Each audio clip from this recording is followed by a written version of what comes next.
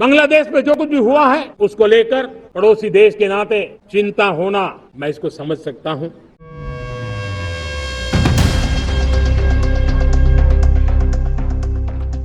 क्या भारत ने रातों रात अपना सबसे बड़ा कूटनीतिक दांव चल दिया है? दक्षिण एशिया की राजनीति में एक ऐसा भूचाल आ गया है जिसकी गूंज ढाका से लेकर दिल्ली तक सुनाई दे रही है।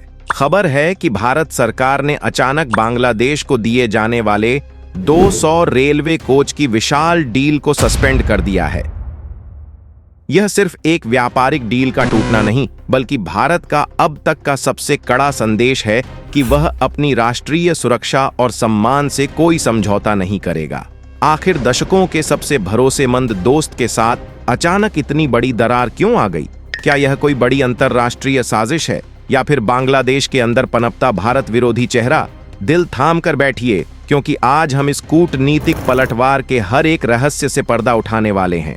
इस पूरे विवाद और भारत के इस कड़े कदम को समझने के लिए हमें थोड़ा पीछे जाना होगा और उस ऐतिहासिक समझौते को समझना होगा जिसे भारत और बांग्लादेश की दोस्ती का एक नया मील का पत्थर माना जा रहा था। इसी तरह की और रहस्यमयी जानकारी प्राप्त करने के लिए हमारे चैनल ट्रू हिस्ट्री को आज ही सब्सक्राइब करें और बेल आइकॉन को प्रेस करें। यह समझौता कोई छोटी मोटी डील नहीं थी। इसका कुल मूल्य लगभग 11 करोड़ डॉलर यानी करीब 900 करोड़ रुपए से भी अधिक आंका गया था। इस विशाल प्रोजेक्ट की फंडिंग अंतर्राष्ट्रीय स्तर की संस्थाओं द्वारा की जा रही थी। समझौते के तहत भारत की सार्वजनिक क्षेत्र की प्रतिष्ठित कंपनी को बांग्लादेश रेलवे के लिए 200 ब्रॉड गेज पैसेंजर कोच का निर्माण करना था। इन 200 कोचों में वातानुकूलित और गैर वातानुकूलित दोनों तरह के अत्याधुनिक डिब्बे शामिल थे, जिनका निर्माण भारत की विश्व स्तरीय रेल कोच फैक्ट्री में किया जाना था। भारत न सिर्फ ये शानदार डिब्बे सौंपने वाला था, बल्कि इनके रखरखाव के लिए जरूरी स्पेयर पार्ट्स और बांग्लादेशी रेलवे कर्मचारियों को विशेष तकनीकी ट्रेनिंग भी देने वाला था। यह पूरा का पूरा प्रोजेक्ट बांग्लादेश के खस्ताहाल रेलवे इंफ्रास्ट्रक्चर के लिए एक संजीवनी बूटी के समान था। बांग्लादेश रेलवे अपने नेटवर्क को तेजी से आधुनिक बनाने की जद्दोजहद में जुटा हुआ है और उसे इन नए कोचों की सख्त जरूरत थी। जब यह समझौता हुआ था, तब इसे दोनों देशों के बीच कनेक्टिविटी, आर्थिक विकास और अटूट मित्रता का एक सुनहरा अध्याय बताया गया था। लेकिन कूटनीति की दुनिया में मौसम बहुत जल्दी बदलता है।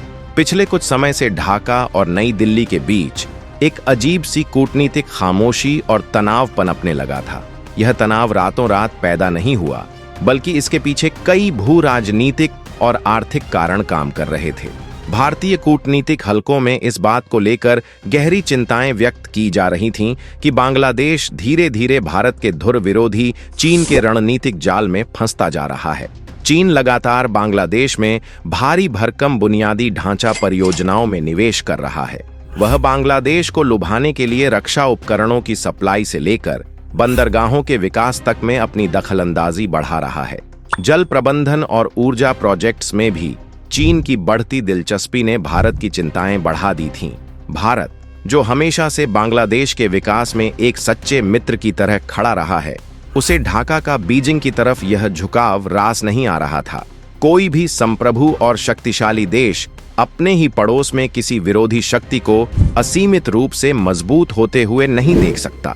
इसके अलावा बांग्लादेश के भीतर पनप रही भारत विरोधी बयानबाजी और कुछ कट्टरपंथी ताकतों का मजबूत होना भी भारत की राष्ट्रीय सुरक्षा के लिए एक बड़ा सिरदर्द बनता जा रहा था।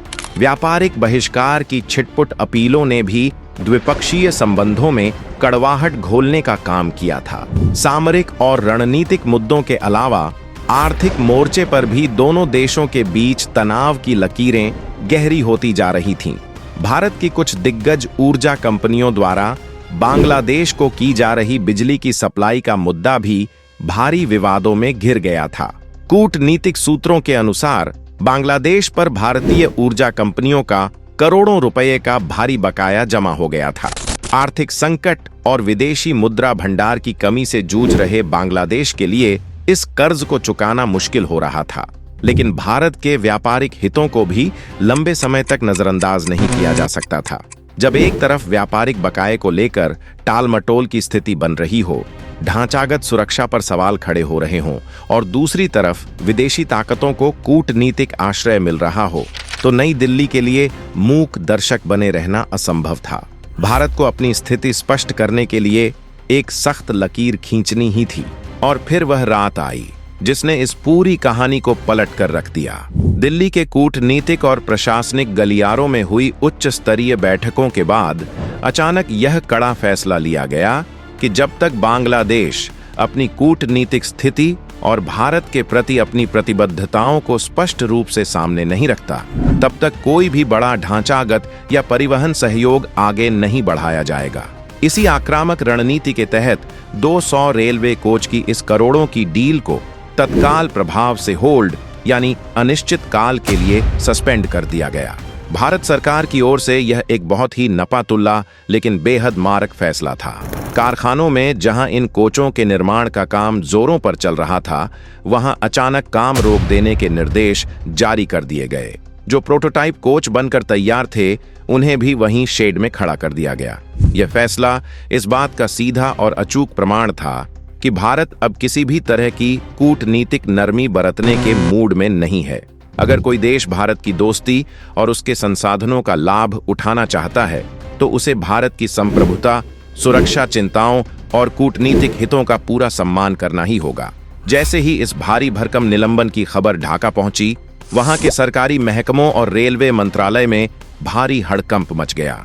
बांग्लादेश रेलवे के बड़े अधिकारियों की रातों की नींद उड़ गई।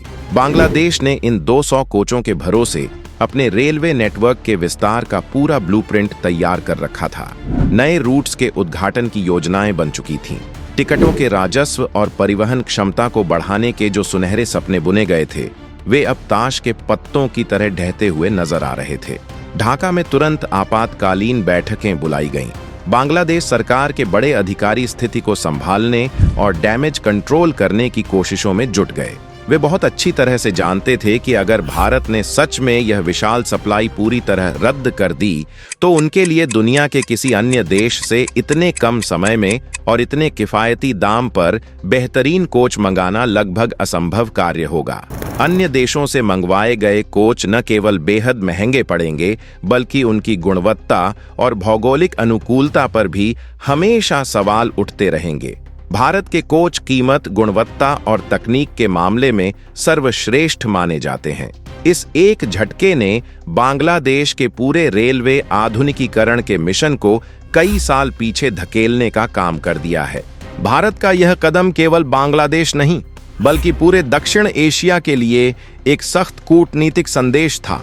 नई दिल्ली ने साफ कर दिया है कि पड़ोसियों की मदद अपनी जगह है, लेकिन राष्ट्रीय सुरक्षा से कोई समझौता नहीं होगा। अगर कोई भी पड़ोसी देश विदेशी ताकतों के प्रभाव में आकर भारत की सुरक्षा को खतरे में डालेगा, तो भारत अपनी आर्थिक मदद के दरवाजे तुरंत बंद कर देगा। कोच की इस डील को रोकना भारत की इसी आक्रामक और यथार्थवादी कूटनीति का सबसे बड़ा उदाहरण है। इस कूटनीतिक तनाव का सबसे बड़ा खामियाजा बांग्लादेश की आम जनता को भुगतना पड़ेगा। अत्याधुनिक कोचों के इंतजार में बैठी वहां की जनता को अब पुरानी और जर्जर ट्रेनों में ही सफर करने को मजबूर होना पड़ेगा।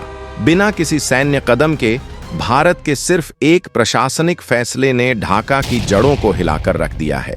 यह पूरा मामला अब एक सस्पेंस थ्रिलर जैसा बन गया है। दिल्ली की रहस्यमयी खामोशी और ढाका की घबराहट के बीच पूरी दुनिया की नजरें इसी बात पर टिकी हैं कि क्या बांग्लादेश अपनी गलतियां सुधारेगा या फिर दक्षिण एशिया की राजनीति कोई नया और अनिश्चित मोड़ लेगी। लेकिन अंत में यह स्पष्ट करना बेहद जरूरी है कि रातों रात 200 रेलवे कोच की डील रद्द होने की यह खबर पूरी तरह से फर्जी है।